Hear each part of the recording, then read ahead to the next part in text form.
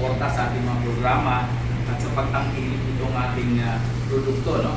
bmeg Integra Power Max at saka yung Integra natin na municipality. As well as yung SMAC din natin sa Miguelan Healthcare. So maraming salamat po. Ngayon, the past few months po, ang dami ng magandang nangyari sa game pound industry. Ano po? In fact, nakikita natin yung sigla ng ating game pound industry. Hindi kagaya dati, last year, same period last year, andun yung pangamba. Ingat, hindi tayo sigurado ano mangyari. Di ba? Kakaumpisa pa lang, nung lumuwag na yung quarantine restrictions at nagbukas yung ating mga cockpits, yun ay isang signal na po yun na uy, nagre-restart na po, nagre-revive na po yung ating game pound industry. Ngunit sa panahon na yun, andun yung pag-iingat kasi hindi pa rin natin alam. So yung ating negosyo at that time ay medyo may mga pangamba pa rin tayo. Kaya, in our interest po na makatulong at bumalik itong sigla sa ating game pound industry, ay nakipagtulungan po tayo sa inyo. No? Trial derbies. Kung maalala nyo po, yung ating first 2 or 3 derbies last year, nag-umpisa sa Santa Rosa, sumunod yung Tumbol, pangatlo yung Lucena. Po yun ay trial derbies natin. Practice lang po. At kayo po yung aming talagang sinuportahan kayo, yung ating promoters doon. Di ba? Kasi kayo ang work, may clout, may experience. At dahil nakita natin na maganda yung naging turnout, maraming naging interesado mag-participate. Kaya minarapat na rin namin na isama ito sa ating programa for 2023. Kaya nagkaroon tayo ng bmeg Integra Power Max Endorsers Challenge na isang programa natin for 2023. Ang ating objectives dito ay to really excite, no? To really excite our regional endorsers, kayo yun. And yung certified Integra users natin. So, it was really aligned with the original mechanics noong actually meron na tayong approved mechanics dito noong 2019 pa. And dahil kasama na siya sa programa natin this year, siguro I'd like to take this opportunity din po na humingi na paumanhin sa inyo. Kung hindi namin ay communicate sa inyo na itong circuit pala, itong 6 legs na derby natin ay umpisa na po ito ng ating bmeg program, hindi po namin ay communicate yan. And as head of this sales organization, ako po ay humihingi ng paumanhin at pagmunawa sa inyo kung amin pong nakaligtaang ipaliwanag sa inyo na ito na pala yung ating circuit, ito na yung umpisa sa ating programa, which we intend to continue for years to come. And dahil kasama na siya sa programa natin this year, ginawa namin po siya ng mechanics. It was patterned after the approved mechanics ng National Endorsers Cup. Kung sino sa inyo dito ang makaalala nitong National Endorsers Cup, yung merong North Luzon, merong Visayas Mindanao Circuit, ganun din po yung gagawin natin. Kaya, nung in-adapt natin yung mechanics na yun, mapapansin nyo mamaya, ipapakita ko sa inyo, na hindi naman hindi malayo dun sa inumpisahan natin nung nasa Santa Rosa ninyo ang pag-uusap. Kung ano yung naging agreements ninyo sa Santa Rosa, basically, it's just the same here. Kung ano yung detalye na yun, sabi nga kanina, meron tayong i-engage na promoter, i-engage na agency, mamaya pag-uusapan po natin at ipapaliwanag ko sa inyo. Okay? So ngayon, sabi ko nga, pattern after the approved mechanics. So may pinanggalingan na po ito. And mukhang ako naman ay kampante na hindi ito maisaltabi dahil meron siyang pinanggalingan ng mga mechanics. So first, ang objective talaga po nito natin is to create excitement among you, our regional endorsers, and yung certified Integra users. Pangalawa po, is to hype and promote yung ating bmeg Integra Power Max as well as yung bmeg Integra natin na brands. Pangatlo ay para maipakita natin, may showcase natin yung bmeg Integra Power Max brand at saka yung San Miguel Animal Health Care natin na default preparations and generate incremental revenue from our on-premise selling. Okay?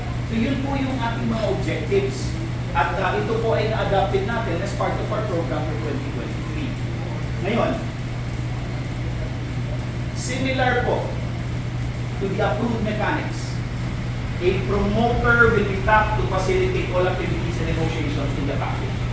Kung matatandaan niyo po, last year, nung Santa Rosa, nung Tumbol, nung Lucena, kayo po ang promoter nun. Di po ba? The endorsers were the promoter because you have the cloud, you have the network, you have the experience. In our proposed mechanics po, na naiakyat na po namin for approval, it will still be the same. So aligned with the 2019 guidelines, we are adopting the same definition, yung roles and responsibilities ng mga promoter. Okay, ito po yung roles and responsibilities ng promoter. A promoter, una dinefine natin. Sino ba ang promoter? Isa siyang what person or an association engaged in convening, meeting, and holding an organized cockfight. So basically, may experience na mag-organize ng cockfight. Second, the promoter guarantees the prize money by ensuring the number of entries. I think that's what we have been doing the past few fights, di ba? The past few derbies. Ganun din naman ang responsibility talaga ng isang promoter. Third, the promoter is responsible for covering the monetary balance in case the entries are not enough. Ganun din naman. Alam naman natin, responsibility talaga ng promoter yun. Ngayon, nilinaw namin dito, kasi sa original mechanics wala ito. Pero for South Luzon, ang ating guidelines states that by default, the bmeg Integra Power Max Regional Endorser where the event will be held is designated as the promoter.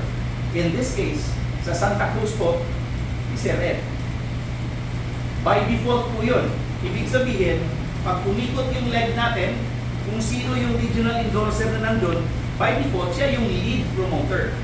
But, alam naman natin isang pamilya yung ating bmeg Integra Power Max Endorsers. Kayo. Nag-uusap-usap kayo. Kayo yung promoters behind the lead promoter. Tama po ba? Opo. Okay, so, ganun po yung mangyayari dito. Lead promoter si Sir Ed, pero kayo yung nasa likuran niya. Kasama niya kayo. Okay? Unless, sabi nga dito, another person or association is deemed more capable. Kunyari, in an area wherein the regional endorser is not capable for some reason, then another regional endorser na kayo naman ang pumili can step in and take over. Okay? Pero kayo na yun. By default, we will give that option to you. Of course, pag-uusapan natin. Next. Additionally, the cockpit operator is designated as co-promoter. Para alam ng cockpit promoter, in the case of Argent, dapat alam ng cockpit, yung cockpit owner ng Argent na kasama natin siya dito sa promotion na to. And it is going to be Sir Ed and the regional endorsers who have a functional collaboration with the cockpit owner. Dahil co-promoter siya. And the reason for this is we want to ensure there is a seamless collaboration.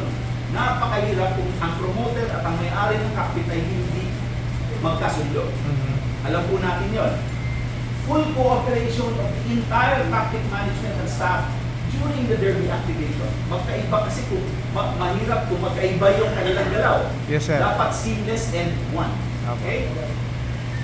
So, kaya co-promoter ang ating cockpit operator. Next. All proceeds from the gate receipts. Kung meron man, kung merong gate receipts. Kung wala, di wala. Lazada, Arriba, or commission for the winning entries in every fight, and the pot money will go to the promoters. Nilagay natin sa guidelines yan. Hindi kami mangingialam dyan. Once this is approved, this will roll. Okay. Whatever will be the operational details of this, kayo na po yung mag-uusap-usap dyan. What we are after is the successful activation of this journey.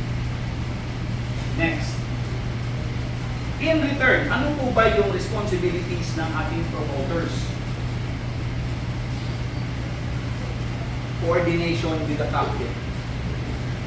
Collection of bets and pot money. Screening of participating entries. Of course, in coordination with SMFI sales. Ayoko nang makita si Jason na nakababad doon. Jason will be doing something else, maybe in coordination. Okay? But this will be the responsibility of the promoter. Scoring, matching. Ayoko rin makababad si Jason sa matching para maalis din natin yung kung ano man ang magiging mga reklamo later on mismatch and everything. Labas kami dyan. No? Promoter ang nakatoka dito. Leg banding, Arriba o Casada, collection of percentage proceeds from machine betting. Well, since co-promoter mo naman yung cockpit owner, eh hindi kayo magkakaproblema nito. Pack house allocation, para walang nasasabing favoritism. No? Kayo na po yung mag-allocate. Gate tickets kung meron man. Fight schedule for fight submission, para po maalis na rin yung maalis na po yung mga conflicts later on na meron nang nag-champion pero hindi pa nakapaglaro yung kanyang manok. Yung mga ganon. Ayaw na natin yun mangyari ulit. Okay? Farm arrangements for arriving entries. Yung mag-host, syempre, kung may mga dayo tayo, galing Bicol, eh di ilang po mga kasamahan natin endorsers, you might want to facilitate, you might want to accommodate them in your farms. Salary or profit percentage for matchmaker, weigher, runner, pot money collectors, training, and derby committees.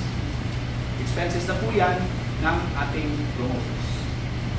Questions, clarification so far? Provide a joker. Ito yung pinaka-importante dito sa pagkakaalam ko. Ay meron at meron talaga nangyayari ito. Opo, sir. Okay. Kasama po yan. So, this is a very critical information na nung nag-usap kami ni Jason, I consulted our USMs on this. And I consulted Jason. Ito po ay isang very critical na requirement ng isang promoter. To provide a joker to ensure fight continuity. If needed lang naman.